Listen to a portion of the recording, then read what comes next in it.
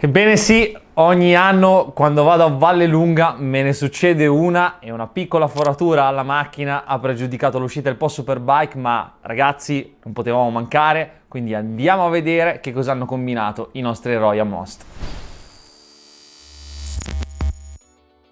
Se nelle puntate precedenti abbiamo visto e analizzato una situazione che sta andando sempre di più nella direzione di Toprak e BMW, dall'altra parte c'è una Ducati, anzi quella Ducati che tutti fino a qualche mese fa ambivano e che sta uscendo di scena e anche malamente. Senza dilungarsi troppo, Toprak ha vinto ancora tutto, terza tripletta di fila, è da gara 2 di Barcellona che vince sempre, 10 vittorie consecutive e ne mancano 2 al record di vittorie di fila. È incredibile come dopo la gara di domenica con una nonchalance pazzesca abbia anche detto This race I'm not pushing the hard because I need to save the rear tire. Non tirava perché stava risparmiando le gomme e quando ha passato Bulega l'ha passato come quando passi un amatore che gira 5 secondi più piano di te. Comunque non è storia nuova, anche perché ormai ci siamo abituati, abbiamo fatto il callo sul vedere BMW vincere, Toprak dominare, ma la cosa più brutta è vedere uscire di scena malamente colui che ha ucciso i risultati per 2 anni ed ora sembri non accettare questo scambio di scettro. Vincere è bellissimo, però credo che un campione come Alvaro abbia l'esperienza e la maturità per capire il giusto e lo sbagliato, soprattutto in una posizione come la sua e soprattutto nel momento del rinnovo, e del rinnovo ne parliamo dopo. Partiamo con il vero e proprio dissing che c'è stato fra Alvaro e Toprak a inizio weekend e vediamolo un po'.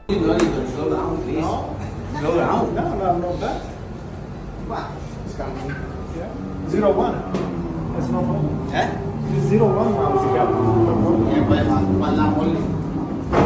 And if And you the race, die, it's 22 laps. in the race, you are always strong, no 22 problem. laps, not only one.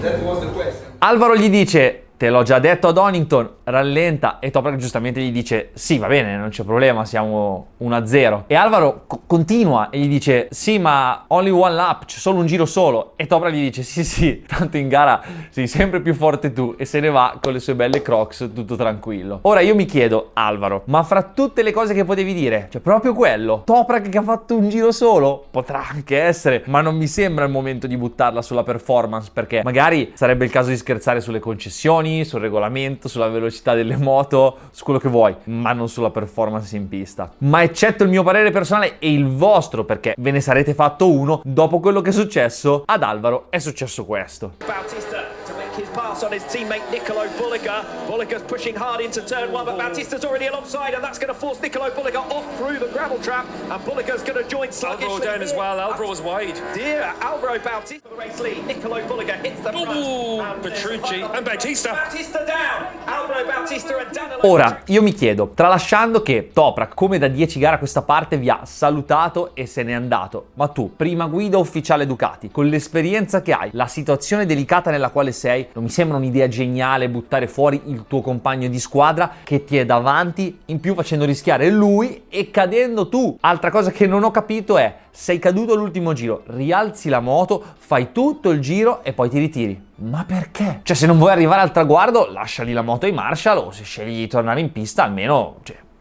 portala al traguardo. Oltre a quello, io non sono minimamente un pilota di Superbike, però ho girato a Most e fra tutti i punti che ci sono c'è proprio quello più rischioso, dove se sbagli non c'è spazio. Passalo alla chicane in fondo, fai un block pass al tornantino, tira una staccata nelle 3 della parte veloce. Inoltre, la gara 2 di domenica di Alvaro è durata, penso, 400 metri perché è rimasto coinvolto in un incidente con Danilo Petrucci. Alvaro incolpevole, però quando le cose vanno bene questi eventi non capitano mai, mentre invece qui il periodo buio sembra molto importante. Prima abbiamo parlato di rinnovo e nonostante la situazione non sia proprio rosea, Alvaro pretende a gran voce una decisione di Ducati. Sembra che abbia detto non so se vogliano lasciarmi sulla moto ufficiale o meno, ma comunque sia vogliono che io firmi entro il VDV, e appunto il World Ducati Week c'è questa settimana e Alvaro dice voglio che mi mettano sul piatto quello che ho chiesto. Poi ci tiene a precisare che il suo manager Battistella ha sul piatto un po' di piani B, e la cosa che mi ha lasciato un po' così è che ha detto "It's not fair to end the career like this", quindi non è corretto terminare la carriera così. Cosa vuol dire? Che cosa intende il nostro Alvaro? Comunque, quello che penso sul mercato ve lo dico alla fine del video, ma detto questo, lui va giustamente fiero dei 2 anni che ha fatto da vincente, fa la voce grossa, ma in gara 1 è arrivato dietro le 2 Ducati clienti di Iannone con Go11 e quella di Barni con la guida Petrucci. Tra l'altro Barni ottimo risultato perché ad Assen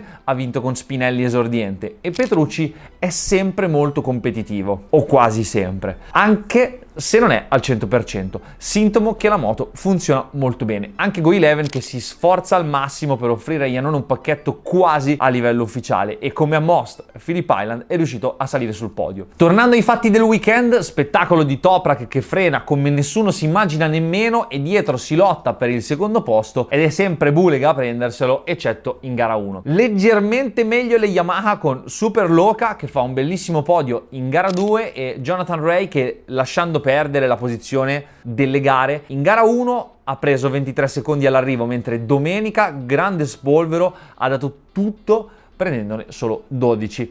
Periodo di adattamento che speriamo finisca per lui, e comunque anche vedendolo guidare non ha ancora proprio la moto in mano, perché se guardiamo bene nel duello con l'Equona durante la gara via i piedi dalle pedane, lungo di qui, lungo di là, insomma è sintomo che lui spinge ma ancora non ha il pieno controllo. Altra comparsa sul podio della Super Pole Race però è Alex Lowe, che per ora sta portando in alto l'eredità di Jonathan Rea e l'unica Kawasaki, sempre bene o male competitiva, perché Bassani weekend nero anche fuori dai punti con 2 zeri eccetto un 13° nella Super Pole Race, e Rabat che con Puccetti naviga nelle retrovie. Per Bassani comunque, anche se ancora non ci siamo a risultati, sono contento che Kawasaki gli abbia dato ancora fiducia facendolo già rinnovare per il 2025, segno che comunque qualcosa, cioè dai dati lo vedranno, e che probabilmente la sua attitude da lavoratore professionista piace molto alla casa ufficiale. Un po' meglio le Honda, quelle ufficiali, che si affacciano alla top 10 con l'Equona in gara 2, ma cioè, il pacchetto per adesso non funziona proprio, e infatti il team clienti Mie bazzica proprio nelle retrovie, tant'è che hanno sostituito tutti e 2 i piloti, McKenzie e non Rodin, con Mercado e Hayden Gillim, ma sono andati ad una velocità che non sarebbe competitiva nemmeno nell'IDM Superbike. E parlando di pacchetti che non stanno funzionando un granché, c'è anche Yamaha che, eccetto Loca e Rea, eccetto Gardner e Gerter semi-ufficiali, c'è Bradley Ray con Moto X Racing che non se la passa molto bene ormai da lungo periodo, e Philipp Oetel che non è nemmeno parente di quello dell'anno scorso quando era in sella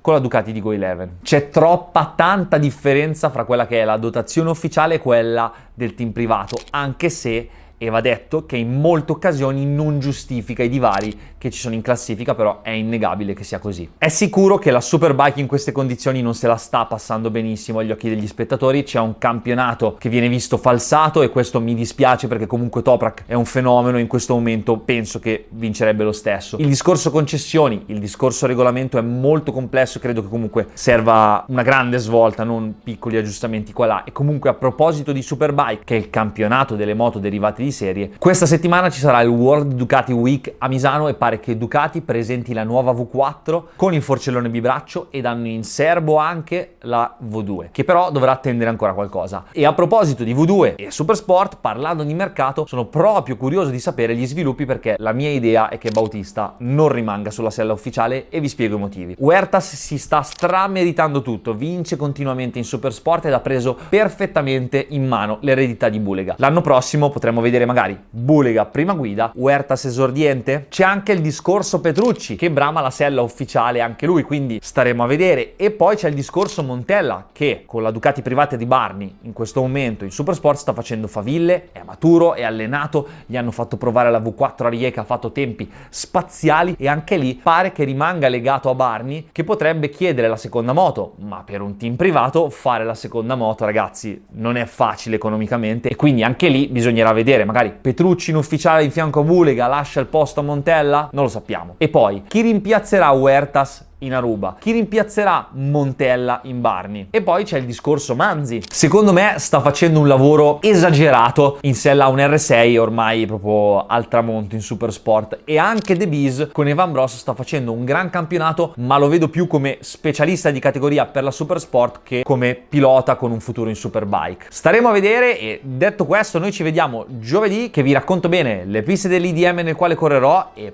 perché ho scelto quel campionato. Ciao!